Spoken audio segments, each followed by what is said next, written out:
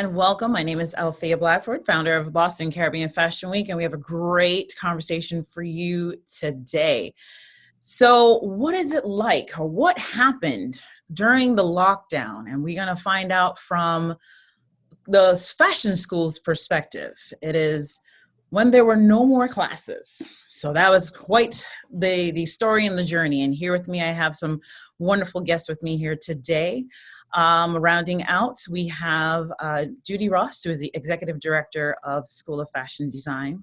We have Renee Harding, who is a professor in the fashion department at Massart.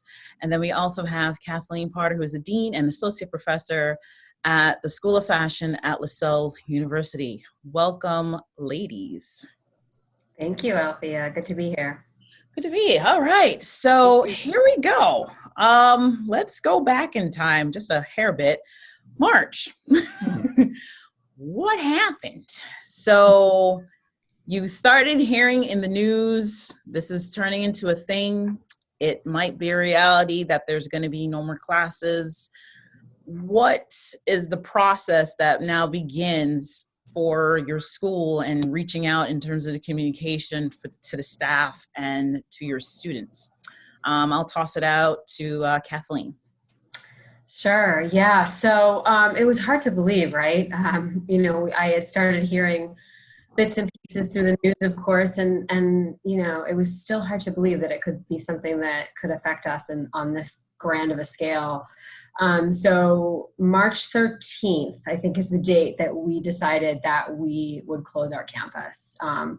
We had called some sort of emergency meetings, if you will, to talk about what was transpiring and how to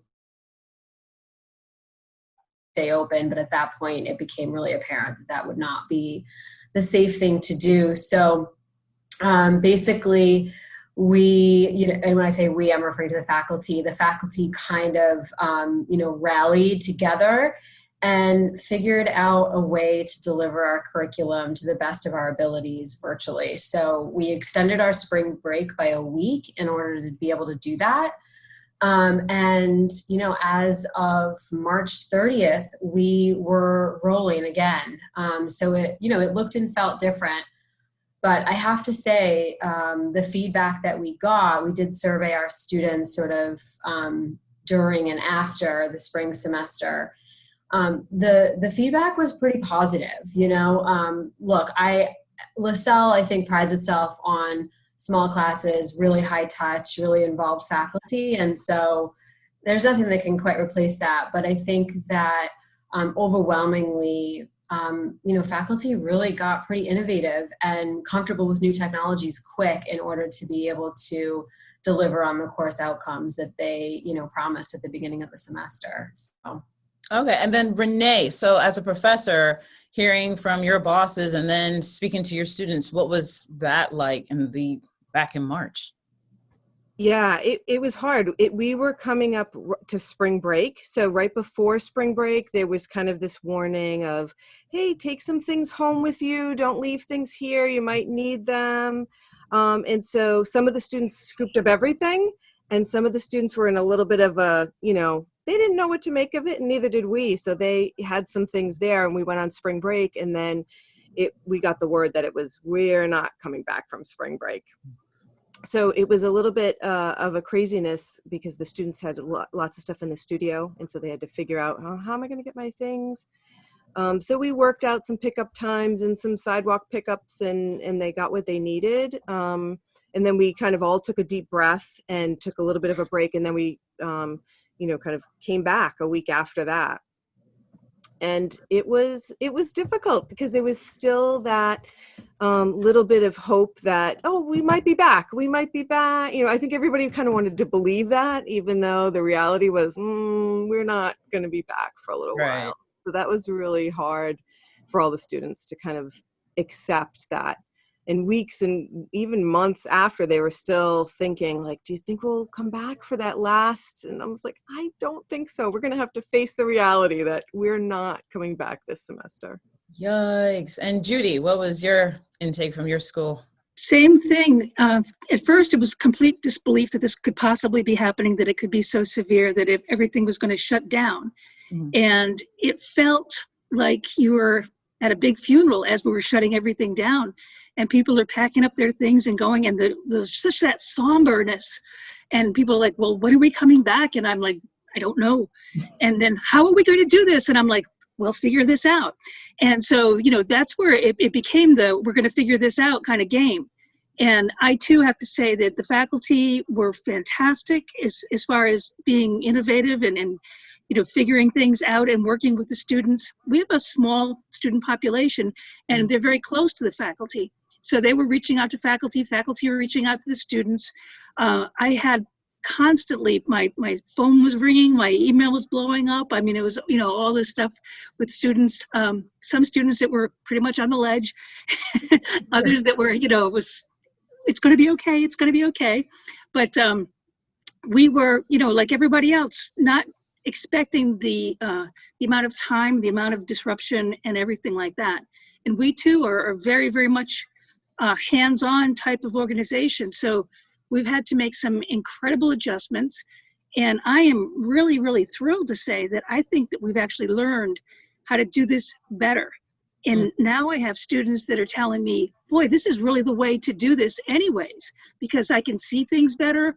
I can, really get into seeing what that thing is in a classroom.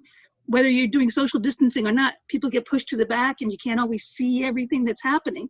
Right. So with some of our innovation, and we have a fabulous videographer now working for the school, and that has made all the difference, to be able to put that so that we can really see things and zoom in on things and be able to look at the details. So we've really transitioned and changed the way that we do things in a way that we didn't let it knock us down. And it's interesting because when I took over this position, somebody said something once about, well, you've had a lot of experience with online learning.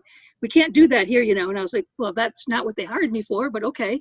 And so as it turned out, it was a godsend that I had that experience, because who knew that we would be doing this in just a short amount of time. And it was just like, okay, we can do this and we will do this. And, the students have been great about, learning new ways to do things and to be able to ramp up their skills and stuff. So it's been one of those things where it could have been really awful, but what ended up happening was a lot of new knowledge, a lot of different ways of looking at things. And I think it actually builds some camaraderie among the staff and the faculty and the students.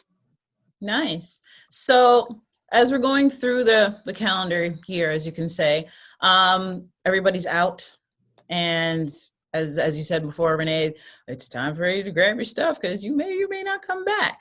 So now that everybody's officially home, we're officially locked down. What was it like for professors to teach the rest of their semester, like to get that out in terms of the course? Because seeing old fashions is such a physical thing. It's like you went from in-person, in-classes stuff to like, okay, now we got to teach this whole thing online. How do we do that? So what was that process like of just finishing out the rest of the spring semester? Anybody can take this. I'll jump in first. It was hard. We were juggling a few different things. So one was supplies, what students had at home, what they could do at home. The group of seniors that I had, good part of that was it was a continuation from the fall semester. So I knew these students, they were into developing their thesis collections, although not done. They had an idea of what they were doing. One of the things that we missed that would have happened like days before was a photo shoot of some of their garments. Okay. So now they don't have, that tangible photograph of some of their work. And so they had to get creative. At the same time, they're juggling, like everybody's juggling, the stress of this, the being in a new environment, being with people that, where are you? Who's around you? How can I work in this environment? And so part of it was, one, getting the work done, but really the first one was, let's not lose anybody. Let's keep everybody in touch. We want to know where everybody is. I just want to see your face on that Zoom. If you don't have anything done for this week, that's fine. So it was really about like, let's just get through this together and stay in touch. And One of my big things that I kept saying is, it's hard to do anything, but when you get the energy to do something, go there. So it might not be what we thought we were going to be doing this week, but when you felt like you wanted to do something, go to where your energy was telling you to go. So if you just feel like sketching, or if you feel like sewing, or if you just feel like cleaning up your area, do that. Just keep doing something, one foot in front of the other. Right. And so that's what it became, a lot of, just kind of functioning in this new space. And Kathleen? Yeah, so a lot of what Renee said really resonates with me. I think we had some similar experiences. I think similar thing, just really assessing where students were at. And for us, a big consideration was equity and access, right? Every student is going to come from a different household background, environment, et cetera. And so we really wanted to make sure that they were all going to have access to what they needed to be successful. And so that was a big consideration, along with, to Renee's point, general well-being, right? And mental health. It was a lot to process at once, and then to also layer in these big, deadlines and academic achievements in there. It's a lot. So it looked a little different across our 3 fashion programs. So we have 3 programs in fashion. So one is fashion design and production, one is fashion media and marketing, and then the third is fashion merchandising and management. And so, each of them have their own sort of challenges and places where it was actually really easy to adapt. So it looked a little bit different across the programs. But, we did a lot of kind of video demos and tutorials, and, to Judy's point about videography, zooming in on detail and that sort of thing. We were actually still able to host a number of really amazing industry speakers just via Zoom, for our media and for our merch students. So in some of the things, some of our, key components of different courses actually were able to remain mostly intact, which was great. Given that faculty only had a week to pull it together, in many cases, I really don't know how they did it. But it was a scramble, and there were definitely, some pain points in learning how to navigate it all. But, I think my 2 colleagues here have expressed, when faced with a challenge or a constraint, creative people do figure it out. Right. Most definitely. Let's move on to now, as you mentioned, Renee, you have seniors. It's now graduation time. Within the spring season is graduation. What does that even look like in this world now? Because it's like, what would have been, you had your senior presentation shows and all the senior projects you had to get in and everything else that leads up to this big day of your certificate, your diploma, your degree. You don't have all of this pomp and circumstance anymore. So what was graduation like in your school? And we'll start off with Judy. Well, we didn't really have graduation when we were supposed to have graduation. The students that were ready to graduate had to make sure that they had completed their classes, which was a challenge, to make sure that they got things that were done. And so we actually extended some time so that they could work into the summer a little bit to get a few things completed so that they would be done correctly. And then I had one student that said, I need to get my certificate because I'm moving back to Turkey. So I was like, okay, well, we'll figure this out, and whatnot. So we got that done. And we had a very small, little intimate type of ceremony, if you want to call it that, with that particular student. And so it was one of those things where the board, we did a Zoom call, and that's what it was. And it was, one of those kind of things. And our big deal, like your big deal, Kathleen, and you too, Renee, in the spring usually is our big fashion show. And that's like the high point of the spring. And of course, that could not happen. And so that's actually going to be happening during Boston Fashion Week. And I know that your schools too have different nights where you're being showcased for that. So that's a way that we've made those adjustments and things of that nature so that things could work out that way. But it was really one of those things where it's like, what do you do? And you have to look at each situation and figure out how you can, deal with it to be as appropriate as possible. Okay. Kathleen? Yeah, so it was tough, right? I think Judy captured it. There's a lot of milestone events that take place in the spring, like most of higher ed. But I think when the discipline is fashion, they're even more special because so much energy goes into that moment. And so to not have those, it was definitely a bit of a disappointment. I really can't sugarcoat that. But we came together and we got creative. Some of the things that we did to really recognize and honor our students. We have an on-campus retail store that's student-run called Studio 1851. It's like our retail innovation lab, and we have this sort of signature graphic that's on a bunch of T-shirts and different products. And so we printed cards up with that fashion graphic that's very recognizable and sort of iconic on our campus. And we sent handwritten notes to all of our graduates just so that they would feel that personal touch from faculty. Mm-hmm. So like Judy had a virtual party where we still, gave out the awards that we would normally give out at that time of year, recognizing those students. And we invited some industry guest speakers to that, just to add a little bit of excitement and, an additional touch for those students. And, like the other schools on the call tonight, we will debut our Runway 2020 during Fashion Week so that our seniors will be able to have that moment. And then hopefully, we'll be able to have a 2020 graduation at the university level beyond just the School of Fashion. Nice. And Renee? Sorry about my disconnect. You're back. One of the big things that our students missed was the fashion show. So graduation was still, ahead, but it was the fashion show. And so they had to get through that. They wouldn't have that moment in time.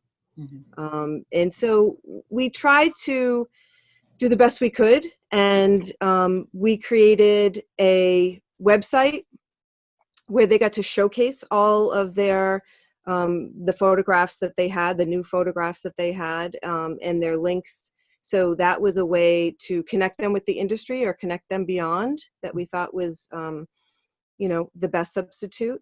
We also invited a lot more professional reviewers. So at the end of every spring semester, we invite professional reviewers to come in and look at student work in their portfolio and give them feedback. And we were able to, normally we would have 8, we had like 40. And we were able to get people across the country. So people that normally wouldn't walk in the doors of Massart, we were able to connect. Alum that, lived in California. We even had an alum that was in Korea, and we were able to connect them that way. So kind of forging new connections with industry, because we thought, okay, if we can't do the fashion show, what's the next step for you guys? Making industry connections. So we tried to do the best we could with that and getting them out there. And then this Boston Fashion Week also is great exposure for them. So that's kind of the plus elements that we tried to give them. Right. Nice. So as you see, it seems like there was really amazing quick workarounds of what would have been like, well, we don't have no graduation, sorry. So at least there was some hope and some version of like, well, we're still going to put it together and do it for you. We're not going to we're not taking this moment away from you. So that's wonderful to hear. And then at least it's beautiful to hear that there's the outlet with Boston Fashion Week that you're able to showcase the seniors collections, because that's what they're always leading up to, is like the big fashion show. And each of your schools are like the go-to fashion show, like it's college season and whose fashion show we're going to go to. So it's like, wow, how is this going to play out? But at least there's Boston Fashion Week and there's other outlets that they were able to showcase their work. So that's amazing to hear. So now we're coming through the calendar year, because it's now all about the journey. Now we're in the summertime. How is it in terms of prepping for the fall? Do you guys have workshops? Is there any classes going on, or is it just behind the scenes, let's prep for the fall? So give it to Judy this time. Well, we started off, we had workshops and we did some major prepping for fall. So what we were really trying to do was put this together because we decided, hey, we're going online, whether you like it or not. This is what you're going to get because it's the safe thing to do. So in order to be able to do that and to put things together in that way, what we did was we really worked hard, and we developed a new program so that our stuff could transfer to an online format, and to be able to put things into that kind of perspective where the students are able to now, see what's going on. Things are starting to flow in a way, but it was the preparation of the summer that really made it all possible. Okay. And not Judy, Kathleen. Yeah, so similar. Summer was a busy time. It wasn't a traditional or typical summer by any stretch. That is for sure. So, I'm obviously biased, but I have to say, I think that fashion faculty are some of the hardest working people on earth, not just on Lasell's campus, but really in general. I'm sure you ladies know exactly what I'm talking about. We had faculty, as soon as it was safe and approved, we had faculty in our studios, what felt like morning, noon, and night, really just trying to, first of all, outfit our spaces to be safe, right? So we audited all of our academic spaces and measured to calculate how many people was max capacity, and rearrange the floor plans for social distancing, and put up plexiglass between sewing machines, and you name it, to make sure that we were really being as safe as we possibly could. And that's before you even get to the curriculum development in this new environment, right? So we offered 3 different choices to our students. They could be fully online and remote, or they could be resident students taking classes on campus. And we also offered a third kind of class, which was flex. So a student could be online or on campus taking the class. And so that meant faculty really thinking the way that they delivered content. So, we had faculty that were preparing to have students in front of them, as well as on a screen on Zoom, all at the same time. And being able to operate the additional technology, needed to do that. So it was a lot of practicing. Sounds kind of funny when you've been doing it for a lot of years, but a lot of rehearsing, right? Like making sure that the tech works and all of that kind of stuff. I mentioned this earlier, but a lot of demo and tutorial building so that we could build in redundancies into our course. And again, just to create additional points of access. So yes, we'll learn it in real time, but if God forbid someone has to quarantine and access it at a later date, it's still there. So really kind of planning all of those things into our approach to the fall is what we were working on this summer so that we could do it. Gotcha. Great. I think we just lost Renee. Oh, Renee, you're back. So Renee, for Massart, what was it like prepping for summer into the fall? I'm back. Sorry, my connection is... It's okay. You're back. That's all that matters. Yeah, it was... So it was nonstop, right? We didn't, it was very unusual summer where it was constant, which I'm sure everybody else is saying as well. And there was a lot of learning. There was a lot of reorganizing things. And, I think it was, in the end, I think it's a good thing to rethink how you're teaching. Mm-hmm. And that is a great outcome that can come out of it. It really got us to think about, what are we teaching them? What are the important aspects that we need to get across? And how can we creatively still do that? And how can we reform things that maybe needed an update anyway? So in the long, now that we're kind of doing this new format, teaching the kids self-assessment and learning about themselves was always an important aspect of their development, but even more so now, because they really have to understand not only who they are as designers and in the voice that they want to have there, but how they work, where they work best. Mm-hmm. Really thinking even more about time management, thinking creatively with the resources that they have. it's like every single aspect, which are all attributes of a good creative thinker and designer, just got turned up to the highest level. And, those are great skills to build on anyway. So it's really forcing us to, get those important points of being a designer and learning about yourself in so many different ways. Truly is. So now here we are. We're now officially in the fall. What are classes looking like now? And because we have it ready for the fall, does that mean you're going to continue for 2021? Because that's also a conversation as well, too, of like, what does 2021 look like? So how are we now doing in the fall? You figured out what March looked like. You don't want to do that ever again. Bumps and bruises. We're now here. September, students are in or enrolled. Classes have now begun. How are things going in this world now? I'll toss it over to Kathleen. Sure. Yeah, so I have to say, I have been really, really impressed and really, really encouraged with how things are going so far at Lasell. Just in terms of the COVID perspective specifically, our students are, for the most part, of course, there's little blips here and there, but for the most part, our students are really taking safety measures and protocols seriously. We're doing, extensive testing, and lots of measures are in place that students are abiding by, which has, allowed us to keep our campus pretty vibrant, as vibrant as it could be given the protocol in place. And so that's been just really amazing to see.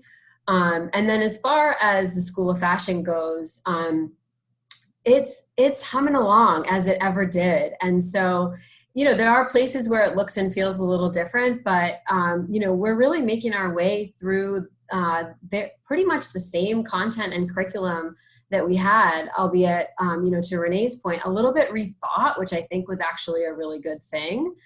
And so things are moving right along. Our students are reporting that they're actually really enjoying the different formats of their classes. I think the variety in some ways probably, keeps it interesting for them. And so as we look ahead to 2021, Althea, I think, you're right on. It now is the time when we're starting to think about, okay, what does the future of our fashion show look like? What does the future of our programs look like, et cetera? How are we going to fold in the ways in which the industry has changed because of this into our curriculum so that our students are prepared? And so those conversations are really rich and deep at this point and really exciting. We've met on both topics extensively. And so we've got some really fun ideas for our Runway 2021 that we're sort of reimagining, but I'm going to keep that under wraps for now. You'll have to stay tuned. Sounds exclusive. I love it. So, Judy, what's going on in the fall round for SFD? Well, it's been a wild ride for sure. We're totally online, which is something that was, unheard of, but we're right smack dab in the middle of Boston. And so we've been impacted. Well, you too, Renee, a little bit differently than Lasell. You're a little bit more suburban, out there. You've got a little more breathing room, but we don't have that kind of a luxury. So we're totally online, but we do offer classes in different formats. We have both synchronous and asynchronous classes, depending on actually depends on the instructor and how they want to present.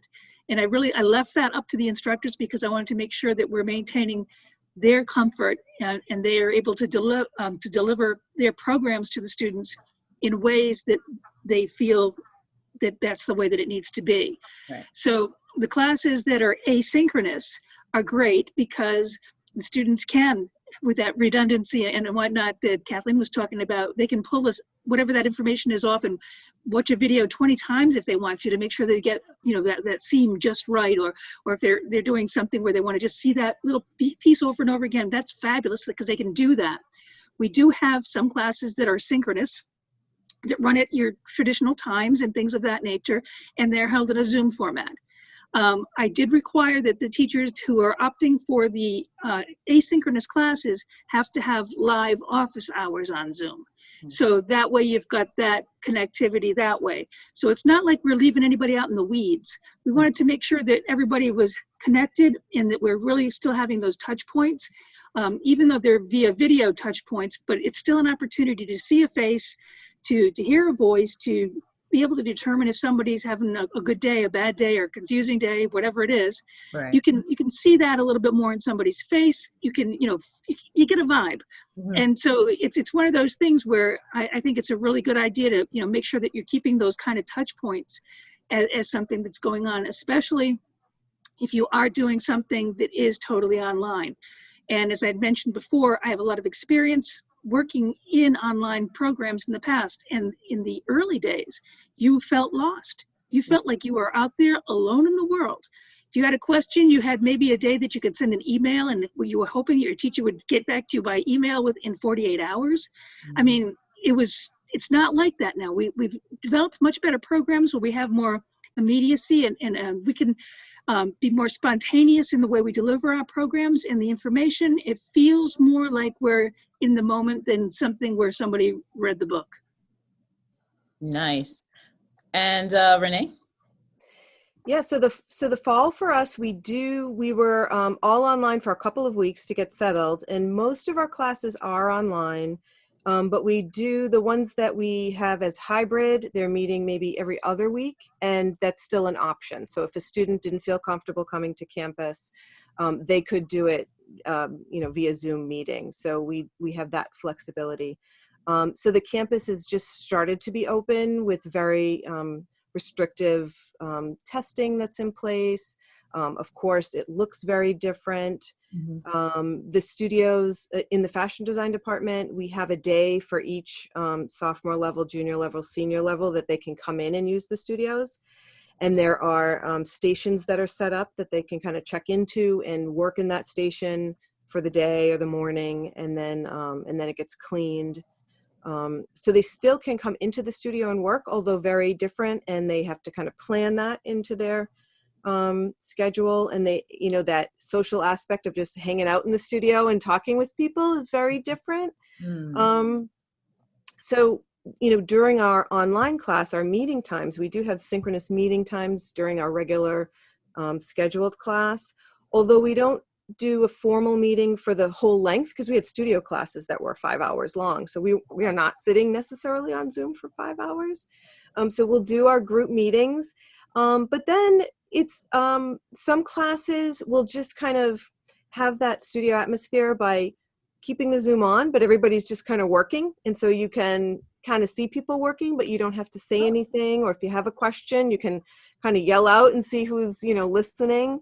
Or we, kind of break up and are still available. So even though you might not see us, it's like, I'm still here. You can check in. I'll be here in the meeting working. You can check back in, or we'll do a regroup at the end of the class time to see how they do. So you still have that same studio feel, but it's just a different way of doing what you would do in person back then. We're trying something. So if, some of the students who really know each other and work well in the studio and are used to each other, they might just keep that computer on in the corner and they can see each other kind of working. The other thing that we tried is new modes of connection. So, we've created like a Slack, which is an area where we can communicate there as well. So that can kind of always be on in the background. And the second somebody has a question, there's not that waiting for the email to come in. You get more kind of an instant response there. Instagram too, depending on where people are comfortable. So in my classes, I just do an Instagram group and we can kind of communicate that way too. Okay, wow. So finding different ways to connect. A lot of times the in-person, like seeing, when I have my seniors, we're developing, and a lot of it's, seeing their sketches and seeing that, giving different platforms in which those things can live too is important. But students are a little slow to come back in. Right. And I'm hoping as the semester goes on, things will start to happen. Garments will start to be made. You kind of need to get in there and be in the studio a little bit more, even though everybody has their home studios kind of set up too. So we'll see how the rest of the fall semester plays out. Mm-hmm. But we're in it in this Zoom land for sure. Most definitely. Well, I want to thank you very much, ladies. This has been an amazing conversation, but we have now officially come to the end of our talk. So, and I know we can go on and on about what's going on with school, especially the fact of like 2021, what's that going to look like? But again, we don't know what the future holds. So it's just a matter of we're just living in the now and we'll just take it from there. And that's the best way to do it. So I once again want to thank my lovely guests that I've had on today. I've had Judy Ross, Kathleen Porter, and Renee Harding. And this was When There Were No More Classes, Impact of COVID-19 on Fashion Schools. Bye-bye.